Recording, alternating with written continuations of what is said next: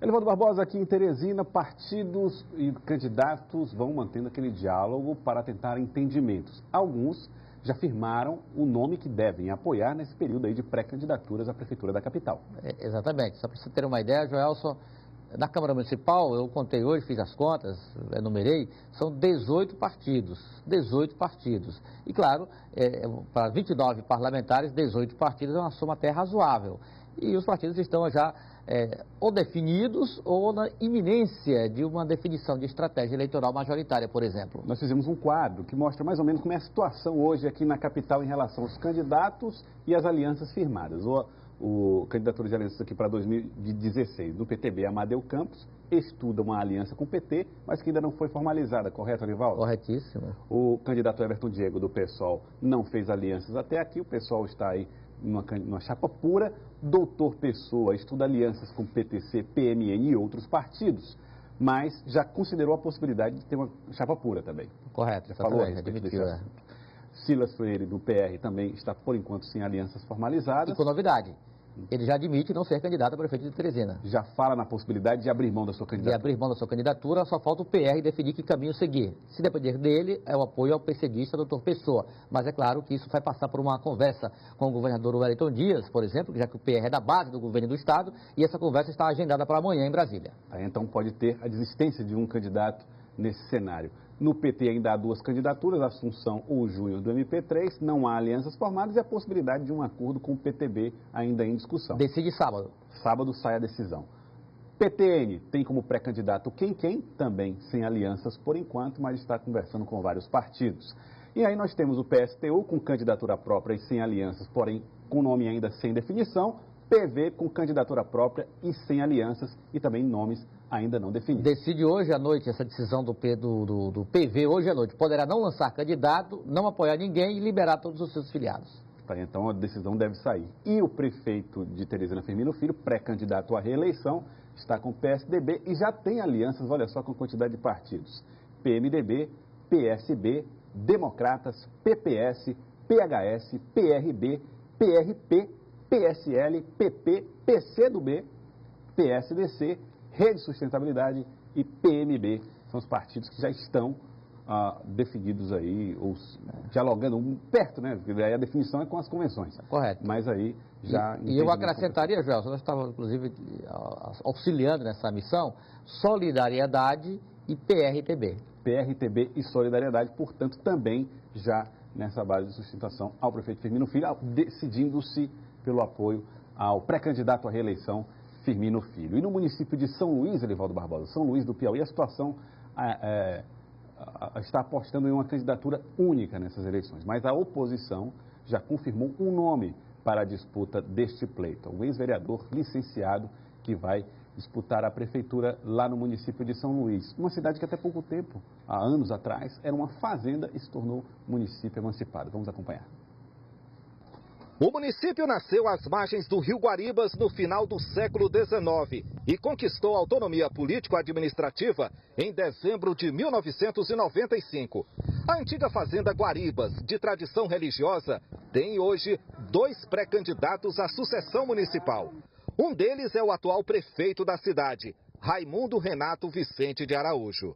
O prefeito é candidato à reeleição e concorre pela 5ª vez, agora em busca do 4º mandato. Conta com o apoio de 8 dos 9 vereadores do município e explica por que pretende continuar administrando os destinos da cidade. É justamente um compromisso que eu tenho com o povo são-luisenses. Claro que as prefeituras atravessam uma situação difícil, mas é verdade que para isso tem que ter um homem público preparado e que tenha boa vontade para com os seus munícipes. Com 5 mandatos de vereador, 3 deles dedicados à presidência da Câmara, Pedro Hipólito de Souza é o nome apontado pelo Partido dos Trabalhadores para disputar a eleição. Ingressou na vida pública em 1996. Era cotado vice, segundo ele, na chapa do atual prefeito, mas... Colocaram outro rapaz, um menino com 2 mandatos. Meu amigo, não tenho nada contra ele. O primeiro motivo foi esse. E depois disso, segundo a população, o povo. Que na realidade veio uma comoção no povo, em todo lugar que eu chego é o povo me pedindo para eu ser candidato. São Luís do Piauí tem 2.670 habitantes. Já deveria ter uma unidade básica de saúde. E tem. Mas a obra começou em 2010. Até agora não foi concluída. Por quê? Rapaz, eu acho que é porque não querem fazer. Porque dinheiro, vem dizer que vem. E aí nunca termina de fazer, né? Tem umas casas populares aqui também, está com 4 ou 5 anos. Inclusive eu tenho uma neta que tem uma casa e está precisando dela agora. Eles nunca terminaram essas casas, sabe? Se estivesse funcionando, a unidade básica de saúde deveria atender 150 pessoas por dia. A obra está parada há mais de 3 anos. Eu acho que se você fizer uma pesquisa hoje entre os vereadores, e se você perguntar o valor das obras que são feitas em São Luís, eu acho que quase nenhum vereador sabe. Aqui tem 2 ou 3 vereadores que sabem os valores que entram em São Luís. O valor, tem vereador aqui que nunca pegou num balancete, para ler um balancete da prefeitura. Todos os nossos vereadores somos preparados. Somos que são eleitos pela maioria soberana do nosso povo, porque realmente merece. São homens capacitados que sabem realmente o que acontece e acompanham e fiscalizam todas as obras do nosso município. Agora, a verdade é essa, as obras do município de São Luís do Piauí, no qual eu sou governo, não tem necessidade de serem fiscalizadas. Obras fiscalizadas são aquelas que sejam inacabadas ou que tenham desvio de conduta, desvio de recursos. Todas as obras que nós começamos, que faz parte do município, convenham com a prefeitura, ou que seja dos recursos do FM, elas são concluídas. Olha, então o prefeito está dizendo que não é preciso fiscalizar, embora haja necessidade de fiscalização não só da população, mas também dos parlamentares, e é justamente essa fiscalização, Elivaldo Barbosa, que tem preocupado muitos prefeitos, porque ela tem sido duríssima de perto, né, dos órgãos controladores. Porque tem os órgãos controladores, tem a Câmara Municipal que muitas vezes atuante, a oposição, os vereadores que pressionam também, que vão procurar as informações. E, sobretudo, Jorge, tem a sociedade, a população cada dia mais atenta, acompanhando o dia a dia dos seus gestores, dos seus administradores. E olha, a situação não é fácil na maioria dos municípios do Piauí. 83% deles está com problemas em relação à lei de responsabilidade fiscal. Estourou os limites impostos pela legislação no que diz respeito às finanças, ao controle fiscal. E há muitos candidatos a prefeito que não estão dispostos a concorrer à reeleição, que é impressionante. Um deles está aqui conosco, o presidente da APPM, Associação Piauiense de Prefeitos e Municípios, Arinaldo Leal, que conversa com a gente a partir de agora sobre essa situação. Boa tarde, presidente. Está mais difícil ser prefeito nos dias de hoje? Com certeza. Hoje a situação se complica, né? Por 2 motivos. Primeiro, pela falta de recursos, né? E segundo, pela elevação da quantidade de obrigações que os municípios estão sujeitos, né? Então, eu recebo diariamente, todo ano a gente recebe 2, 3 programas federais que são subfinanciados, a gente sempre aumenta as obrigações e nesses últimos anos, principalmente no ano passado, nós tivemos uma queda mesmo de receita. Quer dizer, vocês têm que gastar mais, é obrigado a gastar mais, mas a receita tem caído. Então isso não precisa ser nem matemático, nem contabilista, né, para ver que a conta não fecha, né? Por exemplo, agora em 2016 nós tivemos que adotar, né, somos obrigados, né, a pagar o novo salário mínimo com aumento de 11,5%, pagar o novo piso do professor com aumento de 11,5% e fomos surpreendidos com a queda, né, na arrecadação de mais ou menos 14%, né, em relação ao ano anterior. Então, tirando os 11%, de 11,5%, que foi mais ou menos a inflação, nós ainda registramos aí uma queda nominal de 3,5%. Então, você imagine se eu estou aumentando a despesa e diminuindo a receita, claro, a folha de pessoal é uma despesa fixa, não é variável, não posso mexer nessa despesa, pelo contrário, eu tenho que pagar o que a lei determina. Então, foi crescendo o índice de pessoal e hoje são 83 cidades que estão acima do limite, que é de 54% em gasto com pessoal, e cerca de 70% dos municípios estão no limite prudencial. O que seria o limite prudencial? Quando o município atinge 49% de suas receitas, da receita corrente líquida com pagamento. E a partir daí ele já precisa tomar algumas medidas. A partir daí ele já tem algumas sanções, por exemplo. Ele não pode fazer nomeação, a não ser que seja através de concurso público, ele não pode aumentar a despesa com o pessoal, ele tem que já começar a tomar alguns cuidados. No ano de 2014, se eu não me engano, no início de 2015, nós já vislumbrando isso, que isso aí a gente sabia que ia acontecer, nós procuramos o TCE e tivemos um entendimento, e o TCE votou no plenário aqui do estado do Piauí e decidiu que numa eventual prestação de contas, o município que estiver com o índice pessoal extrapolado e que naquele período ele não fez contratações irregulares, que ele não fez nomeações irregulares, sem necessidade, ele não provocou um aumento no índice pessoal, na iminência da prestação de contas, né, do julgamento, o tribunal tiraria os programas federais da saúde do índice. Por que os programas federais?